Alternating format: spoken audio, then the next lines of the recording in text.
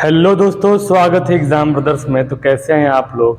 आज मैं आप लोगों के लिए लेकर आ गया हूं मेंसुरेशन का एक बहुत ही सुंदर टॉपिक, बेलन, सिलेंडर। अब ये होता क्या है, आइए इसके बारे में जानते हैं बाबू। देखिए, बेलन का मतलब होता है कि बेलन एक ऐसी ठोस या खोखली वस्तु है जिसका आधार जो होता है ना, वो एक वृत्त होता है। यानी जिसका आधार एक वृत्त होता है और आधार के साथ उसमें क्या होती है, लंबाई होती है। तो उसी को हम लोग बोलेंगे बेलन। जैसा कि आप यहाँ फिगर में देख सकते हैं, ये फिगर हमारा क्या है, बेलन है। हमारे दैनिक जीवन में ये जो कलम आप देख रहे हैं, ये क्या है, बेलन है। ठीक है। पाइप क्या है, बेलन है। ड्राम क्या है बाबू, बेलन है। ठीक है। सिलेंडर जो गैस का सिलेंडर होता है, वो भी क्या है, बेलन है। तो ऐसी जो आकृतियां हैं, उन सभी को हम लोग बेलन या सिलेंडर कहते हैं। जिसमें क्या हो, जिसका आधार तो वृत्ताकार होता है और वृत्ताकार होने के साथ उसमें क्या होती है, लंबाई होती है। यानी गोलाई के साथ क्या हो, लंबाई हो, तो उसी को हम लोग बेलन बोलते हैं। क्लियर है बाबू। अब जैसा आप यहाँ देख सकते हैं, ये फिगर हो जाएगा हमारा, ये आपका आधार हो जाएगा और आधार का ये केंद्र, और इसे बोलेंगे त्रिज्या। ये हमारा त्रिज्या आर है। क्या बाबू बता दो, त्रिज्या आर है। अब पूरे को हम लोग व्यास बोलते हैं। क्या बोलते हैं जी, पूरे को व्यास। ठीक है। यहाँ भी ये पूरा आपका व्यास हो जाएगा और ये यहाँ से लेकर यहाँ तक ये त्रिज्या हो जाएगी और यहाँ से लेकर यहाँ तक त्रिज्या होगी। और ऊपर के केंद्र से और नीचे के केंद्र तक की जो दूरी है, इसे हम लोग ऊंचाई बोलते हैं। क्या बोलते हैं जी, ऊंचाई। क्लियर बाबू। यानी कहने का मतलब ये है कि ये फिगर जो है हमारा एक बेलन है। ये फिगर हमारा एक बेलन है। क्लियर। ये हमारा हो जाएगा त्रिज्या और ये भी हमारा हो जाएगा त्रिज्या और ये हमारी हो जाएगी ऊंचाई। इस फिगर को हम लोग बोलेंगे बेलन या सिलेंडर। बेलन या सिलेंडर। क्लियर है बाबू। अब यहां समझ लो आप लोग कि बेलन में क्या होता है ना, ये जो हिस्सा देख रहे हैं, ये वाला हिस्सा आपका कहलाएगा आधार क्षेत्रफल। क्या कहलाएगा, आधार क्षेत्रफल। अगर हम इसके एक राउंड अगर घूम जाएंगे तो इसे बोलेंगे हम लोग आधार परिधि। क्या बोलेंगे, आधार परिधि। क्लियर है बाबू। यानी जो नीचे वाला जो भाग है, उसका अगर क्षेत्रफल निकाला जाए तो हमें मिलेगा क्या, आधार क्षेत्रफल बोलेंगे उसे। और ये फॉर्मूला होता है इसका बाबू, बोलो पाई आर स्क्वायर। क्यों भाई, क्योंकि वृत्त के आकार का है। ठीक है। इसके अगर एक राउंड घूम जाएंगे तो हमारा हो जाएगा आधार परिधि। आधार परिधि हो जाएगा 2 पाई आर। क्यों, क्योंकि वृत्त है। ठीक है। और ऊपर वाला भी हमारा वही है, ऊपर वाला भी हमारा हो जाएगा आधार क्षेत्रफल और ये हो जाएगा आधार परिधि। क्लियर है। अगर हम चारों तरफ के अगर क्षेत्रफल के बारे में अगर बात करें, चारों तरफ का क्षेत्रफल, तो बोलिए हमारा चारों तरफ का जो क्षेत्रफल है, इसे हम बोलते हैं बाबू वक्र पृष्ठीय क्षेत्रफल। ये हमारा हो जाएगा वक्र पृष्ठीय क्षेत्रफल। ठीक है। और वक्र पृष्ठीय क्षेत्रफल का फॉर्मूला होता है 2 पाई आर एच। यानी आधार परिधि गुने ऊंचाई। आधार परिधि गुने ऊंचाई। क्लियर बाबू।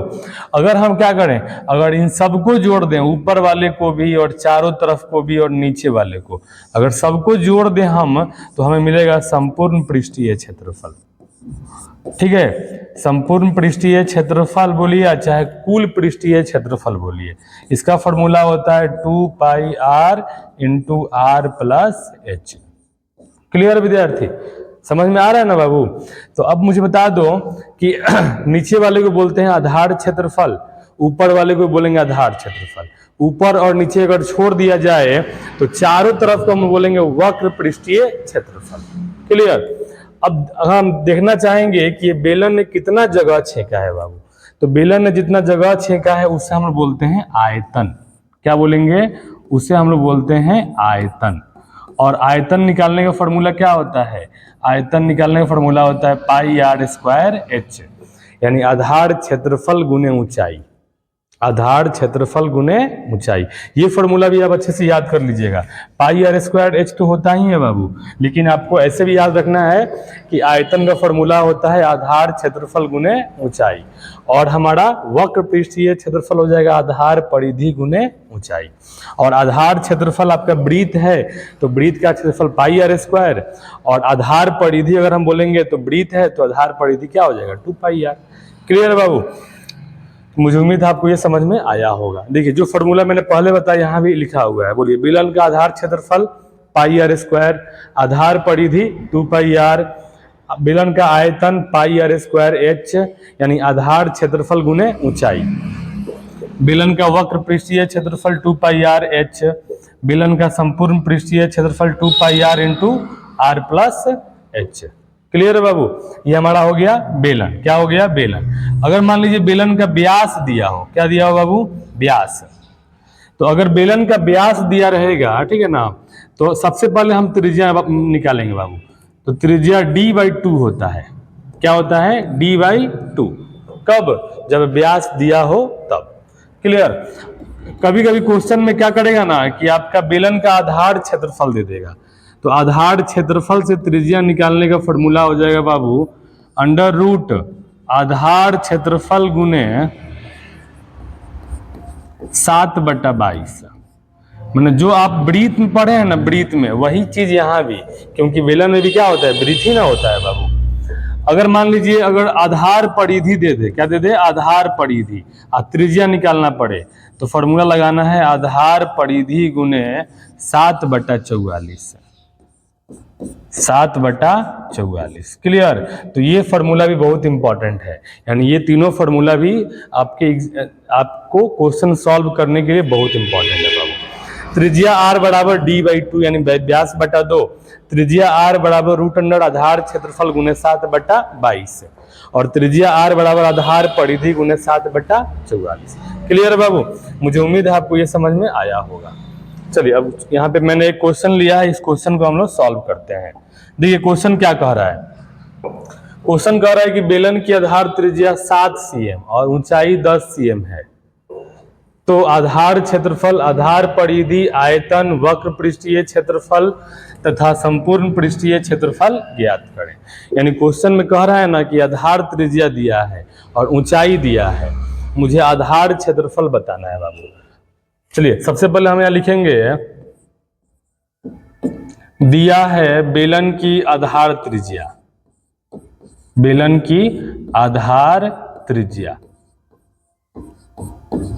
तो आधार त्रिज्या को हम लोग r से रिप्रेजेंट करते हैं। कितना दे दिया बाबू? 7 cm।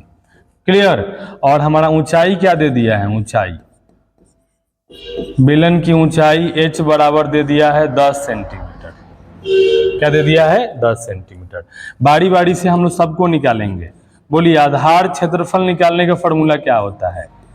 फॉर्मूला बहुत इंपॉर्टेंट है बाबू, फॉर्मूला आपको याद करना ही पड़ेगा, ठीक है ना। तो बेलन का आधार क्षेत्रफल होता है जो वृत्त का होता है पाई आर स्क्वायर। बोलिए पाई का मान 22/7 आर स्क्वायर, तो आर का मान 7 दिया हुआ है, तो स्क्वायर का मतलब 2 बार गुना है।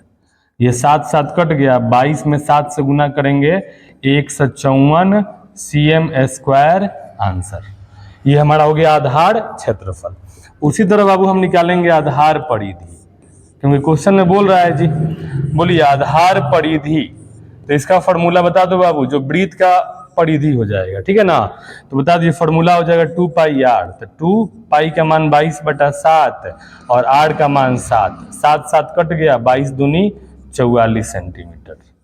क्लियर है? ये हमारा हो गया क्या? आधार परिधि। अब मुझे निकालना है, क्वेश्चन में बोल रहा है कि आयतन बता दो। क्या बता दो बाबू? आयतन। तो आयतन के लिए फॉर्मूला क्या होता है? पाई आर स्क्वायर एच। क्या होता है? पाई आर स्क्वायर एच। तो पाई का मान 22/7, आर स्क्वायर, आर बोले तो क्या? त्रिज्या, त्रिज्या का मान 7 है, तो स्क्वायर का मतलब 2 बार गुना, एच का मान देखिए 10, एच का मान 10 है ना जी। एगो 7 से एगो 7 कट गया, 22 में 7 से गुना करो, 154, 154 दहा के 1540 cm क्यूब। क्या होगा बाबू? cm cube. यानी जब भी हम आयतन निकालेंगे ना तो cm क्यूब होगा। क्लियर? चलिए अब मुझे निकालना है वक्र पृष्ठीय क्षेत्रफल। तो यहां लिखेंगे वक्र पृष्ठीय क्षेत्रफल। तो बोलिए वक्र पृष्ठीय क्षेत्रफल का फॉर्मूला क्या होता है? इसका फॉर्मूला होता है बाबू 2πr/h। तो बोलिए 2 का मान 22/7, r का मान देखिए 7 आया है, क्या है जी 7, और h का मान हो जाएगा हमारा 10। एक साथ से एक साथ कट गया ना। अब गुना कर दीजिए, क्या हो जाएगा 22 दूनी 44, और 44 में 10 से गुना करेंगे तो 440 cm²। क्षेत्रफल का मात्रक होता है स्क्वायर। क्लियर बाबू? अब मुझे निकालना है संपूर्ण पृष्ठीय क्षेत्रफल। तो बोलो संपूर्ण पृष्ठीय क्षेत्रफल, बेलन का संपूर्ण पृष्ठीय क्षेत्रफल का फॉर्मूला होता है 2πr × r+h। क्लियर है? तब कुछ नहीं करना है, बस इसमें मान पुट कर दीजिए। बोलिए क्या हो जाएगा हमारा 2 गुने पाई का मान 22/7 और गुने r का मान क्या है जी, r का मान 7 है, इंटू r+h। तो 7 + h का मान बोलिए 10। क्लियर? अब इसको सॉल्व कर दो बाबू, 7 7 कट गया, ये हो जाएगा 22 दूनी 44 और गुने 10 और 7 हो जाएगा 17। अब गुना कर दीजिए, 17 चौका 68 के 8 हार्सिल 6 और 17 चौका 68 और 6 74, 748 cm²। क्या है आंसर? क्लियर बाबू? तो मुझे उम्मीद है ये बेलन आपको समझ में आया होगा, ठीक है ना। ये बेलन का फॉर्मूला जो है आप अच्छे से इसको याद कर लीजिएगा, और ये पॉइंट आपको जरूर समझ में आना चाहिए कि नीचे वाले को क्या बोलते हैं, चारों तरफ को क्या बोलते हैं, ऊपर वाले को क्या बोलते हैं, ये जितना जगह छेकेगा इसके अंदर पानी भर देंगे, ठीक है ना, या फिर इसका द्रव्यमान कितना है, ये सब बताने के लिए मुझे आयतन बताना पड़ेगा। क्लियर? तो मुझे उम्मीद है आपको बेलन समझ में आया होगा। थैंक यू, धन्यवाद।